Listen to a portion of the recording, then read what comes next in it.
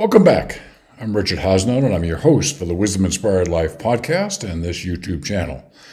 Great to have you back. Before I get into the topic of today's episode, I want to give a real thanks to listeners in Great Britain. They are proving to be very interested in the topic, and I'm very appreciative of that. So welcome aboard. If you want to write comments in the channel to help me understand your thoughts, what you're experiencing, what you like, maybe what you'd like me to do in addition or instead, all of that also would be greatly appreciated. So thank you to all my listeners in Great Britain. Okay, this is part of an advanced wisdom series. It reflects a good part of what I'm doing in the Wisdom Inspired Life podcast, where in general, the teachings are more advanced because they're from the Bhagavad Gita and the Bible and Yogananda's commentary on both. And we're going to be bringing that a bit here.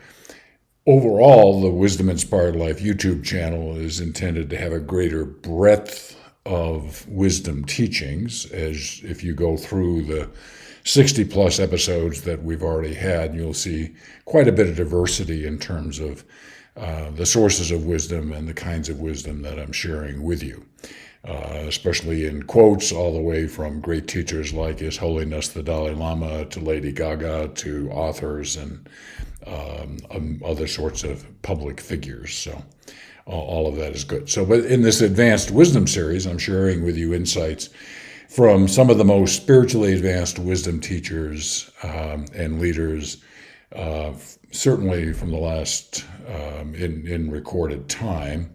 And these are all insights and teachings from God-realized, enlightened teachers at the very highest level of human consciousness. Okay? And the teacher for this episode is Paramahansa Yogananda, whose autobiography of a yogi is one of the most popular spiritual books published on Amazon. Yogananda passed in 1952, and his autobiography continues to be a highly popular book. This episode draws great wisdom and insights and understanding from one of his books, The Second Coming of Christ, which was just an eye-opening book for me to be able to dive deeply into the Christian Bible and really, really understand it in very clear and specific terms.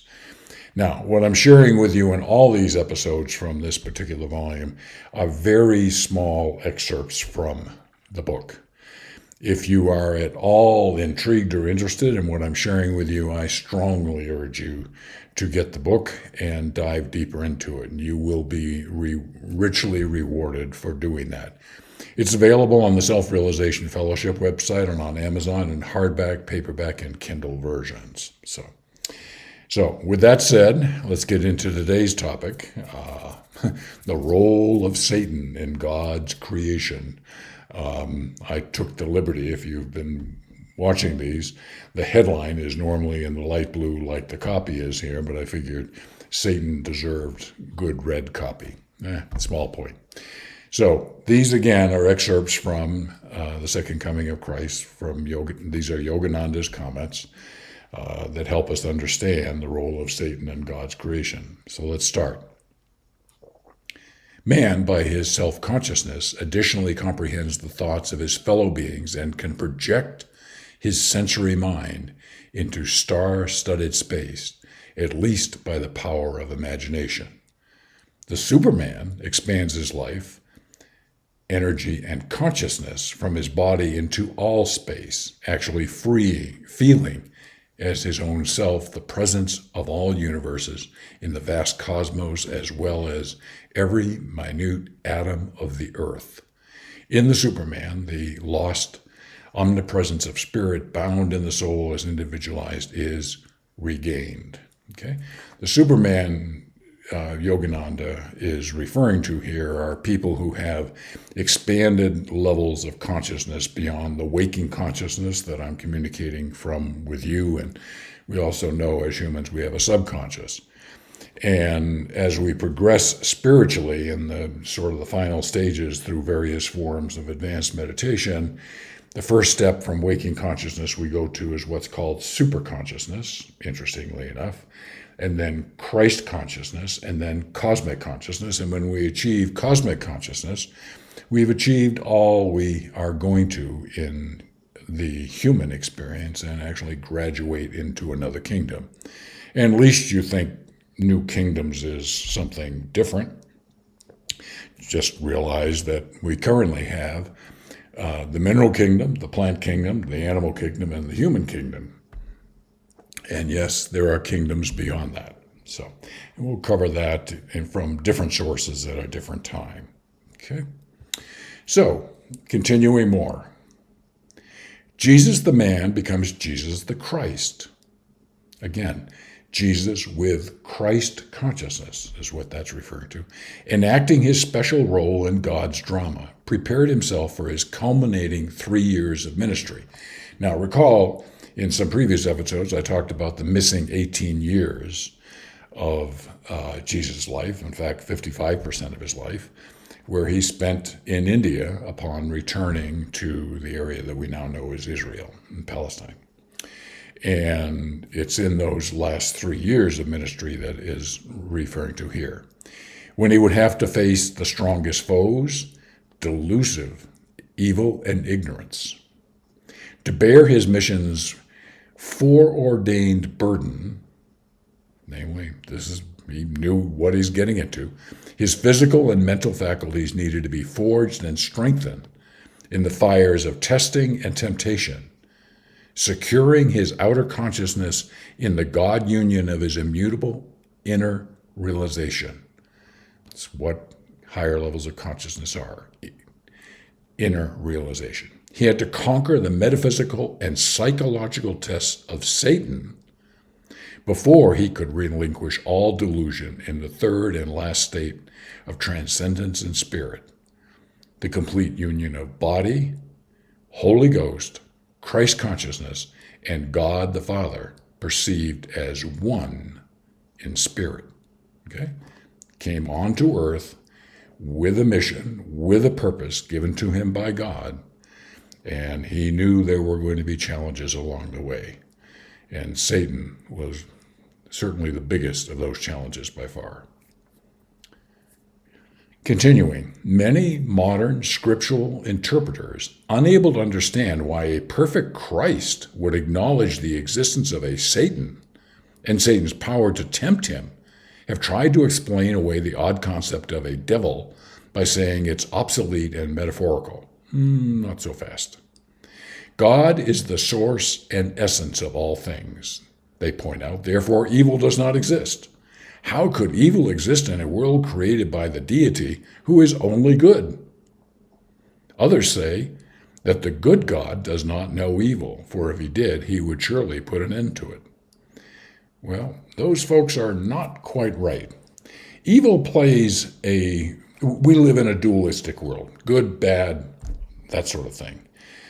And God created a world where right and wrong, good and bad, were going to exist, where we could use the experience with evil to learn about the fact that it was not the path that was going to reward us in any way that we thought, and that the right path was to go the good way, to go the Christ-like way.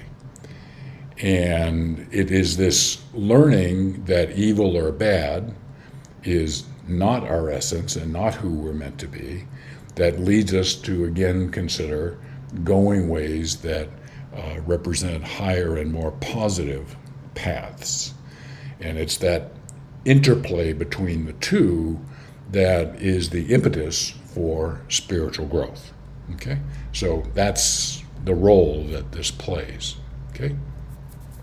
Continuing. Though it cannot be denied that God is the source of all that exists and that evil is a part of his creation, it must also be acknowledged that what we call evil is relative. Certainly it is terrible that violence, accidents, and diseases kill billions of people every century.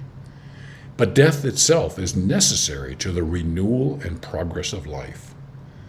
Also, earth is not meant to be heavenly. If it were, no one would want to leave the comfortable physical body and pleasurable world to go back to God. Misery, in one sense, is man's benefactor, just as I was talking about. Misery says, hey, there's got to be a better way, okay? Because it drives him to seek sorrow transcendence in God. Thus, it is hard to fix a boundary line between good and evil except in a relative sense. To God himself, nothing is evil, for nothing can diminish his immortal, eternal, perfect bliss. But for the myriad beings trapped in the crucible of mortal existence, evil is all too real. And to say that God does not know their suffering as evil would imply that he is a very ignorant God. Well said. Okay. God knows there is evil and good. Evil, again, is that contrast of, nope, nuts. After you experience and go through it, say, nope, that is, don't want to do that again. And it gives you the impetus, the inspiration, the guidance, the direction to go in a more godlike direction. Okay, it's that contrast. Okay, and as he said, Earth is not meant to be a heavenly place. That we would say, hey, it's being a human here is just fine. Well, fine to a certain extent. What is. But we are destined in God's plan to achieve higher levels of consciousness and higher states of being. And we can do that by saying, don't want to go that way, want to go this way. And that tension that is created in all of that experience. Okay?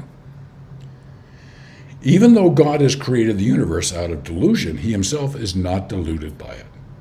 He knows Maya, which is illusion, as not but a modification of his one consciousness. The colossal dramas of creation and dissolution of planets and galaxies, just read that again, the colossal dramas of creation and dissolution of planets and galaxies. That is actually what happens. We'll cover that from a different source at a later point in this Wisdom Inspired Life series. The birth, growth, and decline of empires and civilizations, that's what happens. Roman Empire ruled the world virtually. No more. The countless miniature plays of individual lives with their subplots of health and sickness, riches and poverty, life and death, all are happening in God as the one dreamer creator, the chimerical perception of change within the eternal changeless. Okay? We live in this experience that we are in, this thing that we call reality, is really a play, a movie, projected onto the screen of ether. And I know what I've just said just sounds so, whoa, Richard, you've lost it now. I understand. All of our five senses tell us something very different than what I just said. Okay? But the affirmation of the fundamentals of what I just shared are confirmed from many great, wise beings. And I'll talk more about that at a later point. My focus right now is on Satan. So I digress, and if that digression has been a distraction and unsettling, I apologize. I'll promise to come back to it at a different point. Okay. So, a lot going on in Wisdom Inspired Life. If you want to learn more, you can go to mywisdominspiredlife.com. The podcast you can listen to there. Great player, but you can also listen to the podcast on Apple Podcasts, Spotify, Google Play, and all the other places that podcasts are available. As you know, I'm on a journey, and I really appreciate you being part of that journey today, and I look forward to continuing this journey with you.